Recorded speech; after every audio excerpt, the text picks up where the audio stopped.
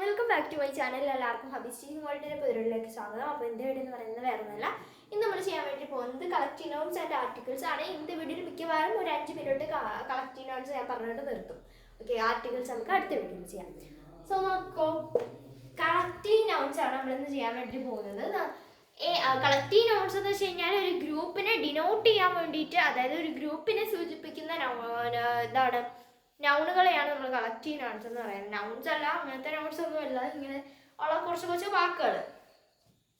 A സ്വാം of bus അല്ല sorry ബീസ്. Okay, ഞാൻ എപ്പോഴും ബസ് എന്നേ പറയുള്ളൂ, സോറി ബീസ് ആണ്.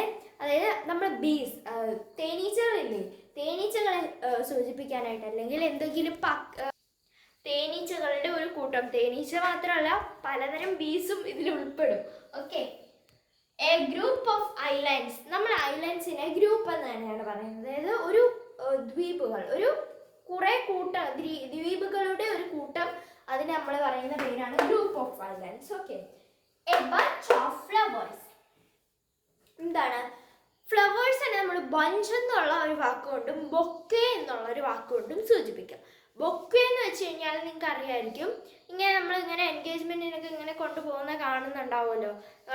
ബൊക്കെ എന്ന് പറയുന്നത് ഒരു ഫ്ലവറിൻ്റെ ബൊക്കെയാണ്. അതായത് നമ്മളിങ്ങനെ കുറേ ഫ്ലവേഴ്സൊക്കെ കൂട്ടി വെച്ചിട്ട്, അപ്പോൾ ഒരു ഫ്ലവറിൻ്റെ കൂട്ടത്തിൽ നമ്മൾ ബഞ്ചെന്നും ബൊക്കറ്റെന്നും പറയും. അടുത്തത് ബഞ്ചിന് വേറൊരു ഇതും കൂടെ ഉണ്ട്. ഗ്രേപ്സ് പോലെ ഇങ്ങനെ കുലച്ചു തൂങ്ങി കിടക്കുന്ന കുറച്ച് സംഭവങ്ങളില്ലേ, അങ്ങനെയുള്ള ഫ്രൂട്ട്സിനെയും നമ്മൾ ഇത് കൊണ്ടിട്ട് എന്ത് ചെയ്യാൻ പറ്റും, ബഞ്ച് വെച്ചിട്ട്, ബഞ്ച് ഓഫ് ഗ്രേപ്സ് അങ്ങനെ വെച്ചിട്ട് നമുക്ക് എന്ത് ചെയ്യാം, ഫ്രൂട്ട്സിനെയും നമുക്ക് പറയാൻ പറ്റും. നെക്സ്റ്റ് നോക്കാം, എ പാക്ക് ഓഫ് ഡോഗ്സ്. ഡോഗ്സിനെ മാത്രമല്ല, ഈ പാക്ക് ഓഫ് എന്നുള്ളതിൽ വോൾഫും തീവ്സും ഉൾപ്പെടും. ഓക്കെ, അപ്പം a pack of dogs. Pack എന്നുള്ളത് ഡോഗ്സിൻ്റെയും വോൾഫ്സിൻ്റെയും തീഫുകളുടെയും ഒരു കൂട്ടത്തിനെ, അതായത് കള്ളന്മാരുടെയും കുറുക്കന്മാരുടെയും, കുറുക്കനല്ല ചെന്നായകളുടെയും നായകളുടെയും എന്താണ് ഒരു കൂട്ടം, അതിനെയാണ്. അതായത് ഓരോന്നും ഓരോ സമയം. ഓക്കെ, നെക്സ്റ്റ് നോക്കാം, A fleet of ships. Fleet of ships. Ships എന്താ, കപ്പൽ. അപ്പം കപ്പലുകളുടെ ഒരു കൂട്ടത്തിനെയാണ് നമ്മൾ ഫ്ലീറ്റ് ഓഫ് ഷിപ്സ് എന്ന് പറയുന്നത്. അടുത്തത് A colony of Ans. Ans അല്ല, ഇൻസെക്ട്സ് ആണ്. ആൻഡ് ഒരു ഇൻസെക്റ്റ് ആയതുകൊണ്ടാണ് അങ്ങനെ എഴുതിയിട്ടിരിക്കുന്നത്. നിങ്ങൾ നോക്കാം, ഇൻസെക്റ്റ് ആണ് ഇവിടെ. ഓക്കെ, അപ്പൊ ഇൻസെക്ട്സ്, ഒരു കോളനി എന്ന് പറയുമ്പോൾ ഇൻസെക്റ്റുകളുടെ ഒരു കൂട്ടത്തിനെയാണ് നമ്മൾ കോളനി എന്ന് പറയുന്നത്. ഇപ്പം ഈച്ച എന്ന് പറയുന്ന ഒരു ഇൻസെക്റ്റ് ആണെന്ന് വെക്കുക. അപ്പൊ അതിൻ്റെ ഒരു കൂട്ടത്തിൽ നമ്മൾ കോളനി ഓഫ് ഫ്ലൈസ് എന്ന് പറയും. അതുപോലെ തന്നെ എന്താണ്, A colony of and, A colony of grass hopper, ഇങ്ങനെയൊക്കെ പറയാം. അതൊക്കെ ഒരു ഇൻസെക്റ്റ് അല്ലേ. നെക്സ്റ്റ് നോക്കാം, എ ഹേർഡ് ഓഫ് കാറ്റിൽ. ഹേർഡ് എന്ന് വെച്ച് കഴിഞ്ഞാൽ ആനിമൽസിനെ സൂചിപ്പിക്കുന്നത്, കാറ്റിലല്ല ആനിമൽസിനെ സൂചിപ്പിക്കുന്നതാണ്. അപ്പം ഹേർഡ് ആനിമൽസിൻ്റെ ഒരു കൂട്ടത്തിനെ, അതായത് ഓരോ ആനിമൽ, സിംഹത്തിൻ്റെ ഒരു കൂട്ടത്തിനെ ആണെങ്കിൽ സിംഹത്തിൻ്റെ വേറെന്തോ കണ്ടാണ് സിംഹത്തെ പോലുള്ള ബാക്കി ആനിമൽസ്. ഓക്കെ, അപ്പം അങ്ങനെയുള്ള ആനിമൽസിനെയൊക്കെ നമ്മൾ പറയുന്നത്, ഇപ്പോൾ എക്സാമ്പിൾ ആയിട്ട് ക്യാറ്റ് എന്ന് വെക്കാം. ക്യാറ്റിനെ നമ്മൾ എന്താ പറയുന്നത്, ഹേർഡ് ഓഫ് ക്യാറ്റ്സ് എന്നൊക്കെയാണ് പറയുന്നത്.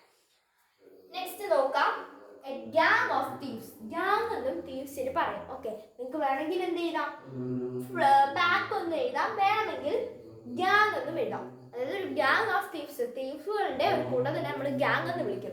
ഓക്കെ, ഗാങ്സ്റ്റേഴ്സ് എന്ന് കേട്ടിട്ടില്ലേ. അടുത്തത് team of players. Team of players അതായത് ഒരു പ്ലെയറുകളെ, ഒരു കളിക്കാരുടെ കൂട്ടത്തിൽ നമ്മൾ ടീം എന്ന് വിളിക്കും. ഫുട്ബോൾ ടീം എന്ന് നിങ്ങൾ കേട്ടിട്ടില്ലേ, അത് തന്നെ. അടുത്തത് റെജിമെന്റ് ഓഫ് സോൾജേഴ്സ്. റെജിമെന്റ് എന്ന് വെച്ച് കഴിഞ്ഞാൽ എന്താ പറയാ, റെജിമെന്റ് പോലെ വേറൊരു വാക്കും കൂടെ ഉണ്ട്. റെജിമെന്റിന് പകരം നിങ്ങൾക്ക് ബാൻഡ് എന്ന് പറയുന്ന ഒരു വാക്കും കൂടെ യൂസ് ചെയ്യാം. ബാൻഡ് ഓഫ് സോൾജേഴ്സ് എന്ന് പറയുന്ന ആ ഒരു വാക്കും കൂടെ യൂസ് ചെയ്യാം. ഓക്കെ, സോൾജേഴ്സിന്റെ ഒരു കൂട്ടത്തിനെ നമ്മൾ വിളിക്കുന്ന പേരാണ് regiment and band. Okay, next നോക്കാം, എ ബാൻഡ് ഓഫ് മ്യൂസീഷ്യൻസ്. മ്യൂസീഷ്യൻസിനെയും വേണമെങ്കിൽ ബാൻഡ് കൊണ്ട് നിങ്ങൾക്ക് ഉദ്ദേശിക്കാം. അടുത്തത് a cluster of stars. Cluster, സ്റ്റാറുകളുടെ, നക്ഷത്രങ്ങളുടെ ഒരു കൂട്ടത്തിന് നമുക്ക് എന്ത് ചെയ്യാൻ പറ്റും, ക്ലസ്റ്റർ ഓഫ് സ്റ്റാർസ് എന്ന് പറയാം. അടുത്തതായിട്ട് ഇവിടെ നോക്കാം, ക്രൗഡ് ഓഫ് പീപ്പിൾ. ഒരു കൂട്ടത്തിന്, പീപ്പിൾസിന്റെ ഒരു കൂട്ടത്തിന് ക്രൗഡ് എന്ന് പറയാം. അതുപോലെ തന്നെ അസംബ്ലി എന്നും പറയാം. ഗ്രൂപ്പ് ഓഫ് പീപ്പിൾ നമുക്ക് അസംബ്ലി എന്നും പറയാം. അടുത്തതായിട്ടുള്ളതെന്ന് വെച്ച് കഴിഞ്ഞാൽ കാരവൻ. കാരവൻ എന്ന് വെച്ച് കഴിഞ്ഞാൽ ക്യാമലുകൾ, ഒട്ടകങ്ങളുടെ ഒരു കൂട്ടത്തിനെയാണ് കാരവൻ എന്ന് പറയുന്നത്. Next school of fishes. ഫിഷസിൻ്റെ ഒരു സ്കൂള്. ഇനി നമുക്ക് കുറച്ച് ഇത് ഞാൻ എൻ്റെ നോട്ടിൽ എഴുതിയിട്ടുണ്ട്, സ്കൂളിൽ പഠിക്കാനുണ്ടായിരുന്നു. അപ്പം അതിൽ നിന്നൊക്കെ ഞാൻ എടുത്തിട്ടുണ്ട്, കുറച്ചൊക്കെ ഉള്ളൂ. അപ്പം ഞാനത് പറഞ്ഞുതരാം. എന്താ നോക്കിക്കോളാം. ബ്രൂഡ്. ബ്രൂഡ് എന്ന് പറയുന്നത് ഹെൻസിനെയൊക്കെ നമുക്ക് സൂചിപ്പിക്കാം. ഹെൻസിനെ നമ്മളൊരു ബ്രൂഡ് ഓഫ് ഹെൻസ് എന്ന് പറയും. അതുപോലെ തന്നെ സ്റ്റാക്ക്. സ്റ്റാക്ക് എന്ന് വെച്ച് കഴിഞ്ഞാൽ ചെയർസ്, സ്റ്റാക്ക് ഓഫ് ചെയർസ്. അടുത്തതായിട്ടുള്ളത് ഫ്ലോക്ക്. Flock of birds. ഒരു ബേർഡ്സിന്റെ കൂട്ടത്തിൽ നമ്മൾ ഫ്ലോക്ക് എന്ന് പറയും. നെക്സ്റ്റ് നോക്കാം, caravan. Clutch. Clutch of eggs എന്നായിരിക്കും നമ്മൾ പറയുന്നത്. നെക്സ്റ്റ് ഓക്കെ, എന്താണ് പാട്രോൾ? പാട്രോൾ എന്ന് വെച്ച് കഴിഞ്ഞാൽ പോലീസ്മാൻസിന്റെ ഒരു ഗ്രൂപ്പിനെയാണ് പാട്രോൾ എന്ന് പറയുന്നത്. Batch. Batch of bread. Nice. Nest. Nest of mice. മൈസിന്റെ, മൈസ് മീൻസ് എലി. ഓക്കെ, എലിയുടെ ഒരു കൂട്ടത്തിന് നമ്മൾ റാറ്റ് എന്നും മൈസ് എന്നും പറയും കേട്ടോ. എലിയുടെ ഒരു കൂട്ടത്തിന് നമ്മൾ നെസ്റ്റ് എന്ന് പറയും. നെക്സ്റ്റ് നോക്കാം, ലൈബ്രറി ഓഫ് ബുക്സ്. ബുക്സിന്റെ ഒരു കൂട്ടത്തിന് നമ്മൾ ലൈബ്രറി എന്ന് പറയും. പാർട്ടി. Party of friends. ഫ്രണ്ട്സിന്റെ ഒരു കൂട്ടത്തിന് നമ്മൾ എന്ത് ചെയ്യും? പാർട്ടി എന്നും പറയും. ഓക്കെ, അപ്പോൾ ഇന്നത്തെ വീഡിയോ ഇത്രയുള്ളൂ. എല്ലാവർക്കും ഇഷ്ടപ്പെട്ട സബ്സ്ക്രൈബ് ചെയ്ത് ലൈക്ക് ചെയ്ത് സപ്പോർട്ട് ചെയ്യാം. അപ്പോൾ ഇത് നമുക്ക് നാളെ പഠിക്കാം. ഓക്കെ, അപ്പോൾ ഇത്രയുള്ളൂ. ബൈ.